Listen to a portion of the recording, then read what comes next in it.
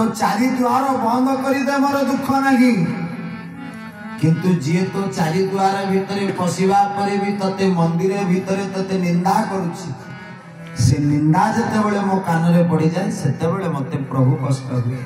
आज लक्ष्मण कौन कले मां डाक पकेले कैवर्त भगवान बुझे सुझे कि डाकिले कैवर्त डंगा आने कैवर्त को शुणी शुभुतिला किंतु शुणिलेनी किंतु लक्ष्मण डाक पकेला रे कैवर्त डंगा आनिबु ना मो भाई एते बेलू डाकुचंदी तते शुभुनी आनिबु ना मारिबा पई योजना करिबे कैवर्त सेपटरू थाई कि भय करी कि रस्सी फिटेला डंगा को धीरे धीरे चलेला लक्ष्मण कलर टेकिले कहले भाई देख देख आपण डाकिले डंगा आनि नथिला मु डाकिले जे गोटे सेकेंड रे डंगा आइला प्रभु कहले लक्ष्मण से डंगा आनिला ना पुणी थरे डंगा को लेकिन बांधी सारानी टे बुली की देख मालो कैवर्त को देखला बेलू लक्ष्मण बुली पड़ी के चाहिला बेलू कैवर्त ताको लेकिन पुणी बांधी सारानी बोले आनंदे कबार बुली पड़ी के चाहिला बेलू कैवर्त डंगा को बांधी सारानी डाक पके कि कैवर्त कहूँ सान ठाकुरे मो प्रभु डाकिले डंगा नेबिनी आपण डाकिदेव डंगा नेबी केबे नुहे असंभव एबे प्रभु मोर कौन कले डाक पकेले प्रभु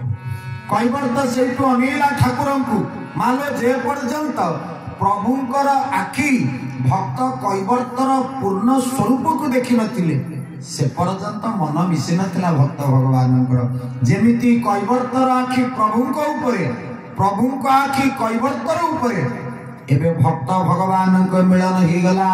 एबे कैवर्त डाक पकेला महिमा को कहले विश्व ब्रह्मांडर नायक के एते समय गेलानी हैरान कलिनी कष्ट देलिनी गंगा नदी कूल रे एबे आ विलंब करबिनी डंगा को लेबी कैवर्त आनंद रे गीत गाउची भगवान को बसैब डंगा रे एही देह धर्म नव आत्मा तुम्हें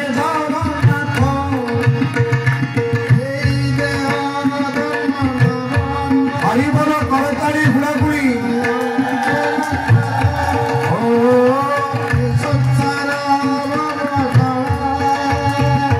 जन्म मृत्यु दुई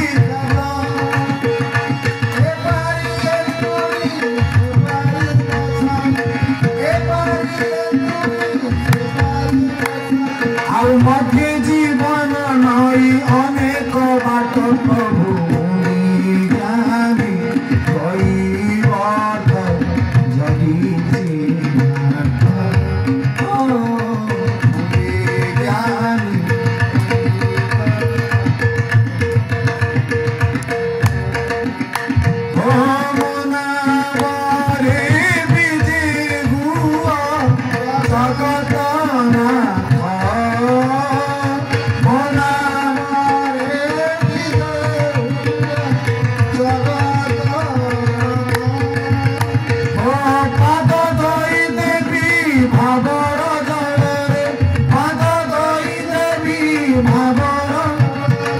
धीरे धीरे बसी मारी बिकात प्रभु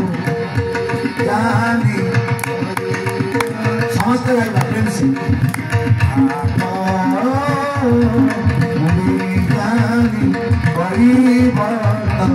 जगीसी भगवान देखिले कैवर्त को धीरे धीरे मंगर रसी टूटे जेते बेले कैवर्त पगड़ी बिंधिला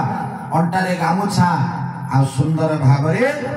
आहुला को धरिछि कैवर्त आहा 33 करोड़ देवादेवी संकल्पनी हरिबोल गुळगुळी पड़िला।